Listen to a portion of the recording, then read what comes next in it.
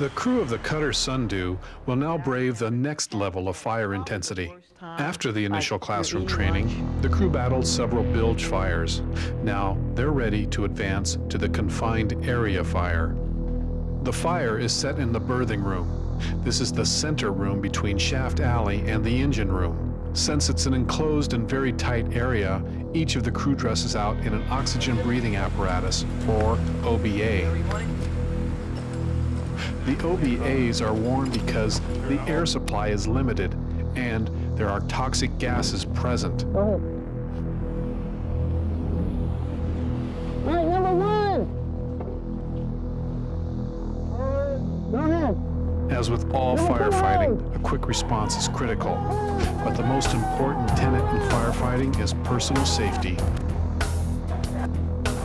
Overly aggressive activity, failure to follow procedures, or incorrect positioning can all lead to serious consequences. What they're learning to do now is to operate in a smoke-filled environment. Up to now, we've operated in environments where it wasn't so smoky, where they could see, they had the visibility, they didn't have breathing apparatuses on, so communicating was easier. Now with the smoke, you have the added effect of not being able to see and not being able to communicate easily.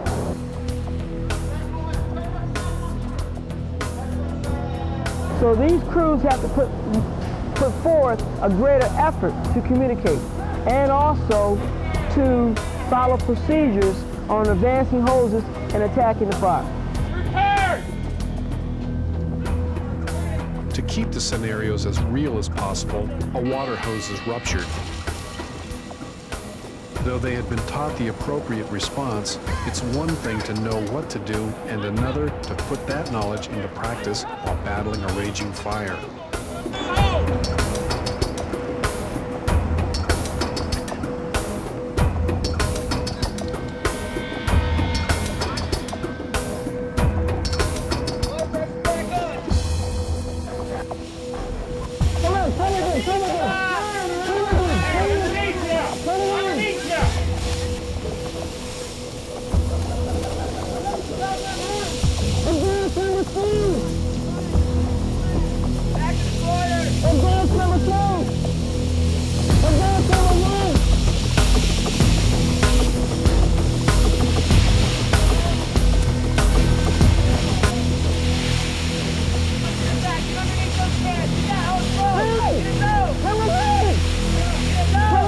During the evolution, one of the crew members pushes himself to the limit and succumbs to heat exhaustion.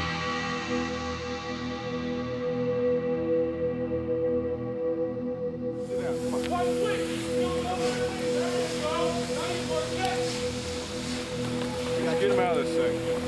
Sorry. Okay, hold this. It's got the canister. Make sure it doesn't fall. As they cool him down, another is seriously overcome by the heat and collapses.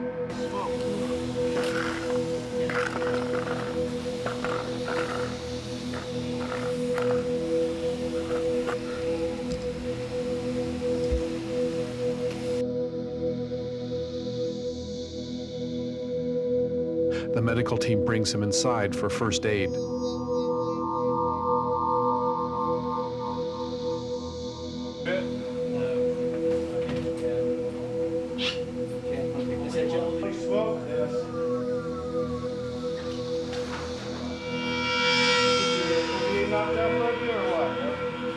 As the medical team treats him, another crewman arrives. His condition is much more serious.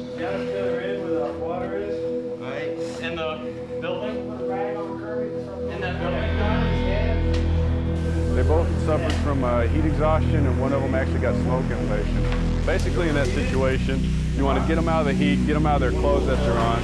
You want to cool them down as rapidly as possible because you definitely want to keep them from getting heat stroke. Okay, and then we also want to give them oxygen, especially for the guy who had the smoke inhalation. He was actually the worst of the two.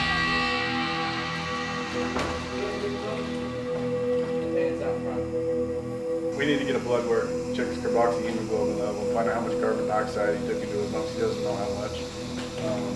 He also has soot on his nose. I don't know if that's from before or not, but I'm not going to take that chance because he also has a raspy voice. So, burnt down in here, you can be in a lot of problems. The crewman suffering from smoke inhalation is rushed to the hospital. The rest of the Sundew crew debriefs. Today was the first day. Today was a learning experience. And for many of you, it was your first time up against real fire. Now you know what you're up against. And it's almost like shock therapy.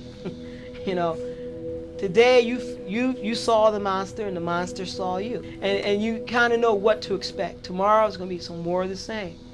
Do the little things and you'll find that these exercises will go smoothly. The crew heads back to the cutter for some rest and mental preparation before confronting the most dangerous of shipboard fires. We'll be there to see it happen. I feel like a barbecue chicken. Okay.